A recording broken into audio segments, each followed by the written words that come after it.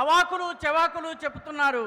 అంటే ఈ R R tax, double R tax వల్ల ఈ ట్యాక్స్ ఎవరి జేబుల్లోకి వెళ్తుందన్నది మీరు అర్థం చేసుకోవాలి. साथियों, महबूबनगर क्षेत्र को, यहाँ के लोगों को बीआरएस कांग्रेस के नेताओं ने हमेशा अपने स्वार्थ के लिए इस्तेमाल किया है। 2009 में आप लोगों ने केसीआर को चुना, लेकिन जब तेलंगाना बना तो वो आपको भूल गए ना। नए मुख्यमंत्री भी इसी इलाके से चुने गए हैं, लेकिन वो भी दिल्ली के हाई कमान को ही खुश करने और हिसाब किताब देने में लगे हैं। तेलंगाना में इस स्थिति को बदलने के लिए जरूरी है कि अब बीजेपी को ज्यादा से ज्यादा प्रतिनिधित्व मिले। మిత్రులారా, మహబూబ్ నగర్ ప్రాంతంలో ఇక్కడి ప్రజలకు బీఆర్ఎస్ కాంగ్రెస్ నాయకులు తమ స్వార్థంతో ఇక్కడి ప్రజలను ఉపయోగించుకున్నారు, వాడుకున్నారు. 2014లో ఇక్కడ కేసీఆర్ అధికారంలోకి వచ్చారు, మీరు ఆయనని ఎన్నుకున్నారు. కానీ తెలంగాణ ఏర్పడ్డ తరువాత ఆయన మిమ్మల్ని మర్చిపోయారు. కొత్త ముఖ్యమంత్రి కూడా ఇదే క్షేత్రం నుంచి ఎన్నికయ్యారు.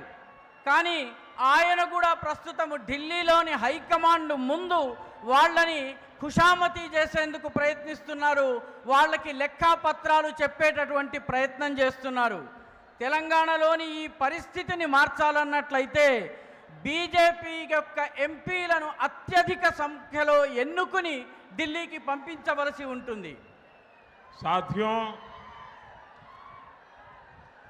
इस क्षेत्र को कृष्णा और तुंगभद्रा नदियों का आशीर्वाद मिला है, लेकिन यहाँ के किसानों को मजदूरी के लिए पलायन करना पड़ रहा है। यहाँ की सिंचाई परियोजनाओं को भी राज्य सरकार आगे नहीं बढ़ने दे रही है। कांग्रेस ने किसानों की कर्ज माफी का झूठा वादा किया। कांग्रेस ने अगर कुछ दिया है तो वो है विश्वासघात और विश्वासघात। మిత్రులారా, ఈ క్షేత్రానికి తల్లి కృష్ణమ్మ, తుంగభద్ర నదుల యొక్క ఆప్యాయతాపూర్వకమైనటువంటి ఆశీర్వాదం ప్రాప్తమైంది. కానీ ఇక్కడి రైతులకు దినసరి కూలీ కోసము పలాయనం చేసి వేరే ప్రాంతాలకి మైగ్రెంట్ లేబర్గా వెళ్ళవలసి వస్తుంది. ఇక్కడ ఉన్నటువంటి నీటిపారుదల ప్రాజెక్టుల కోసము లక్షల కోట్ల రూపాయలు ఇచ్చినప్పటికీ కాంగ్రెస్ దానిని ముందుకు వెళ్ళనివ్వడం లేదు. కాంగ్రెస్ రైతుల రుణమాఫీ చేస్తానని చెప్పి కూడా అబద్ధపు వాగ్దానం చేసింది. కాంగ్రెస్ ఇక్కడి ప్రజలకు ఏదైనా ఇచ్చిందంటే అది నమ్మక ద్రోహం మాత్రమే. साथियों, कांग्रेस के शहजादे चुनाव से पहले मोहब्बत की दुकान लेकर निकले थे, लेकिन चुनाव आते ही मोहब्बत की दुकान का बोर्ड उतर गया है। शहजादे अब समाज में जहर घोलने में जुट गए हैं। टुकड़े टुकड़े गैंग को कंधा देने वाले देश के टुकड़े करने की बात कर रहे हैं। शहजादे के एक एडवाइजर है, वो अमेरिका में रहते हैं।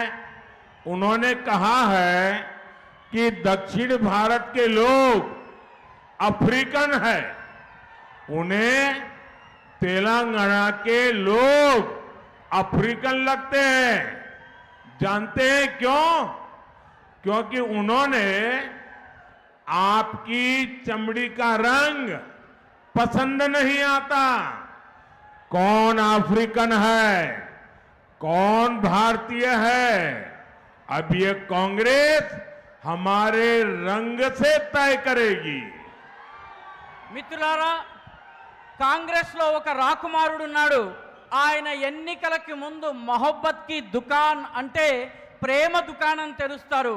కానీ ఎన్నికలు రాగానే ఆ దుకాణపు బోర్డు తిప్పేస్తారు. దాన్ని తిప్పి విషం విరజిమ్మేటటువంటి పనిని చేస్తున్నారు.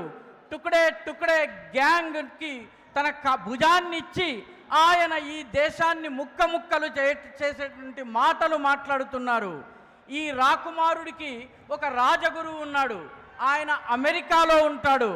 ఆయన దక్షిణ భారతదేశంలో ఉన్నటువంటి వాళ్ళందరూ కూడాను ఆఫ్రికన్లు అన్నారు. ఆయనకు తెలంగాణ ప్రజలందరూ కూడాను ఆఫ్రికన్లలాగా కనిపిస్తున్నారు. ఎందుకో తెలుసా? ఎందుకంటే వారు మన యొక్క చర్మపు రంగు ఆయనకి ఇష్టం లేదు. ఎవరు ఆఫ్రికనో ఎవరు భారతీయుడో ఇప్పుడు కాంగ్రెస్ నిర్ణయించి మన రంగు ఆధారంగా నిర్ణయించే ప్రయత్నం చేస్తోంది. साथियों, कांग्रेस हिंदुओं से, हिंदू पर्व से कितनी नफरत करती है ये हर रोज सामने आ रहा है। शहजादे को ट्यूशन देने वाले लीडर ने यह भी कहा है कि अयोध्या में राम मंदिर नहीं बनना चाहिए था। उन्होंने ऐलान किया है कि अयोध्या में राम मंदिर बनाना